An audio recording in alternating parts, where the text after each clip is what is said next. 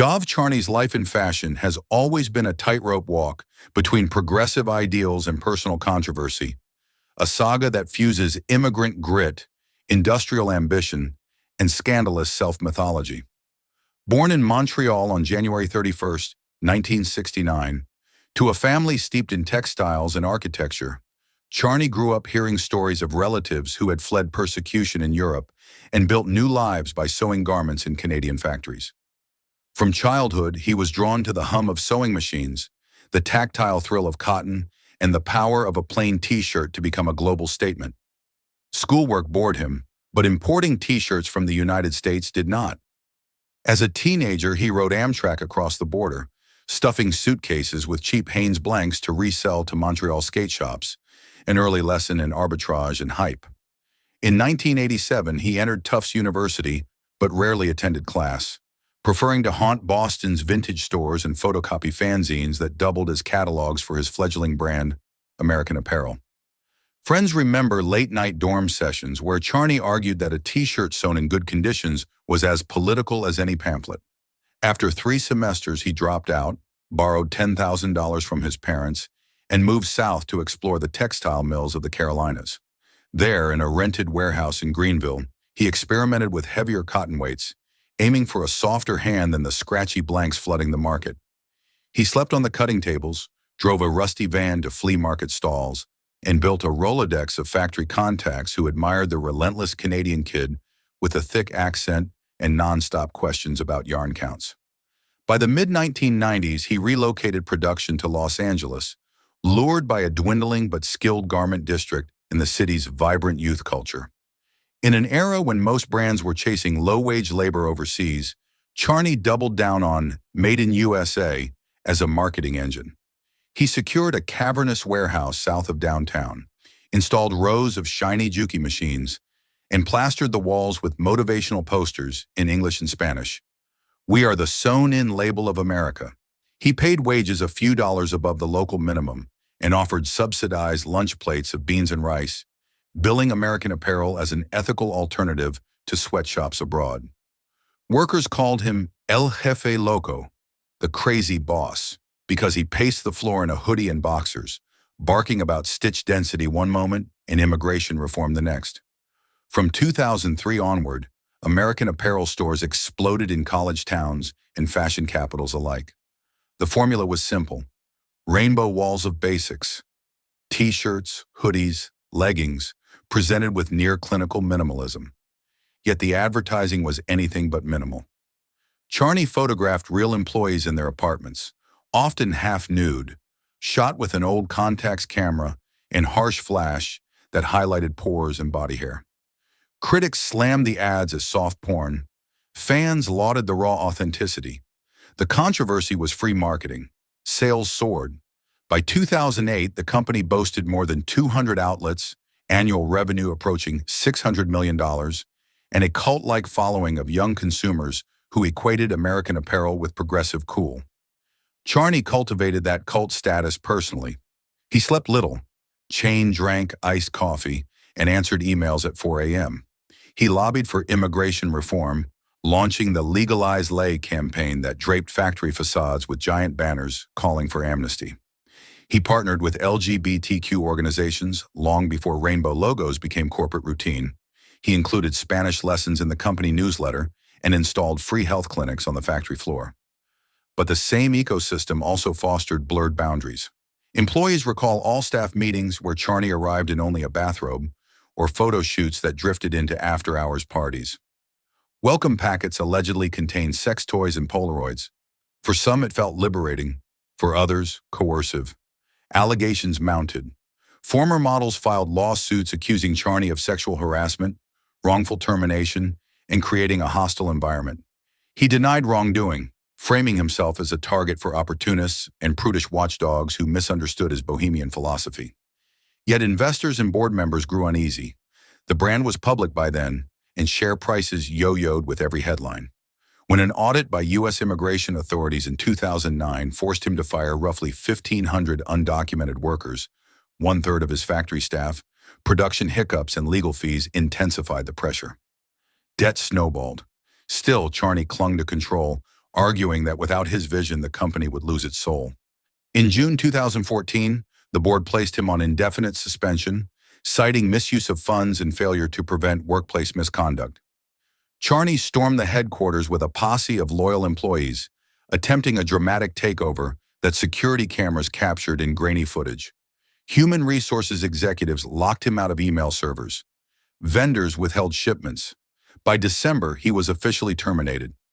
American Apparel filed for bankruptcy twice in the next 18 months, eventually selling its intellectual property to Gildan Activewear, which moved production overseas, exactly the outcome Charney had always railed against. Personal finances crumbled as well. Creditors sued for unpaid loans. Charney's Hollywood Hills home was mortgaged to cover legal costs. Yet within months, he was back in the same South LA industrial zone, renting a corner of a shuttered mattress factory to launch Los Angeles Apparel. He salvaged sewing machines from American Apparel's liquidation sales, rehired former pattern makers who trusted his manic genius, and revived the old slogans. Only this time, he printed workers' names and portraits on garment tags, amplifying transparency. The resurrection coincided with the 2020 pandemic. When mass shortages hit, Los Angeles Apparel pivoted overnight to produce millions of face coverings and hospital gowns. The move scored lucrative municipal contracts and mainstream praise, but the factory soon became a COVID hotspot. Hundreds of employees tested positive, and several died. County officials ordered a temporary shutdown. Charney insisted he was supplying essential gear and argued that economic survival of his workers outweighed the risks. It was déjà vu, idealism colliding with public health reality, and again opinions split over whether he was savior or menace. Meanwhile, cultural fascination with his downfall intensified. A 2024 Netflix documentary titled Trainwreck, The Cult of American Apparel, traced his meteoric rise and explosive exit, weaving testimonies from ex-models, executives, and factory staff. Charney cooperated, offering frenetic interviews inside his new factory, insisting that the brand's sexual candor had merely mirrored the zeitgeist of the early 2000s. He framed accusations as a moral panic fueled by puritanical media and corporate power plays. Viewers were left divided, a visionary retail revolutionary or an egomaniac unable to respect boundaries. Despite the stain, Charney remained a magnetic figure in fashion.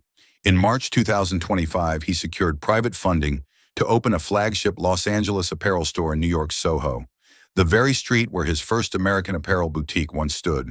He promised it would double as a transparency lab, glass walls exposing sewing stations, QR codes on tags linking to worker wage data, and an in-house podcast studio for live debates on labor ethics. Press coverage oscillated between skepticism and begrudging admiration. Retail experts noted that Gen Z shoppers, disillusioned by greenwashing, might respond to Charney's blunt authenticity, even if it came with moral gray zones. Charney's personal style remained unchanged. Deep V t-shirt, chunky white tube socks, purposeful 5 o'clock shadow. He still carried a battered Leica and snapped spontaneous photos of employees for ad campaigns that popped up on Instagram minutes later. He championed heavier fabrics, 6.5-ounce ring-spun cotton, arguing they outlast fast fashion. He flirted with collaborations, yet refused large licensing deals that could compromise vertical control. Kanye West approached him to produce controversial t-shirts, including designs with extremist iconography. Charney publicly balked at anything involving hate symbols, saying that even he had lines he wouldn't cross. Asked whether he'd ever return to a corporate board, Charney laughed. "I'm unemployable," he said, "because I can't separate life from work."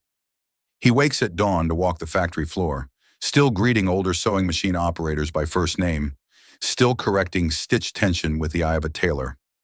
Workers who stuck with him attest to generous maternity leave, spur-of-the-moment bonuses, and pay well above California's minimum wage.